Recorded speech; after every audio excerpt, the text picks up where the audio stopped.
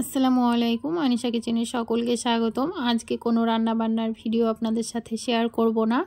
আজকে আপনাদের সাথে শেয়ার করব এক ব্যাগ পার্সেলের ভিডিও। আর এই ভিডিওটা বেশ কিছু দিনের করা, মোবাইলের এক কোনায় পড়েছিল। যেহেতু আমার শরীরটা ভালো ছিল না, সেই জন্য আমি ভিডিওটা এডিট করে আমি ছাড়তেও পারছিলাম না। তো ভাবলাম যে ভিডিওটা আজকে আমি আপনাদের সাথে শেয়ার করি।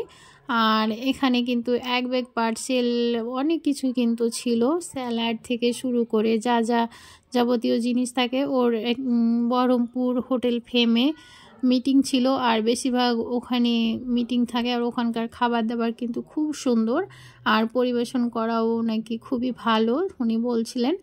আর ওখানে আনলিমিটেড খাবার থাকে, খাওয়া দাওয়া।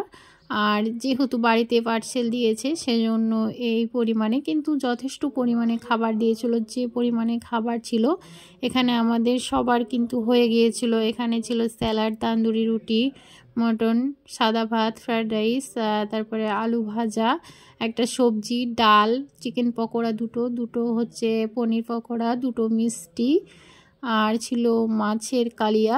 আর খাবার দাবারগুলো কিন্তু খুব সুন্দর। আর ছিল এক বোতল পানি, যেহেতু রোজা ছিল সেজন্য ওখানে খেতে পারেনি বলে পার্সেলগুলো বাড়িতে দিয়ে পাঠিয়েছে। আর হচ্ছে রাস্তায় আস্তে আস্তে উনি রোজা খুলেছিলেন, আর বাড়ি এসে এইগুলো খাওয়া দাওয়া শুরু করলো। তো আমি ভাবলাম যে ভিডিওটা একটু আপনাদের সাথে শেয়ার করি। তো কেমন হয়েছে ভিডিওটা অবশ্যই কমেন্ট করে জানাবেন। আর আজকের আয়োজনটা কেমন ছিল সেটাও কিন্তু আপনারা জানাবেন। তো ভালো লাগলে একটি লাইক করবেন। যেহেতু অনেক কিছু এখানে আইটেম ছিল তার জন্য আপনাদের সাথে একটু শেয়ার করলাম। বেশিরভাগ টুকিটাকি জিনিস আপনাদের সাথে শেয়ার করি, এমনকি রান্নাবান্নাও তো শেয়ার করি।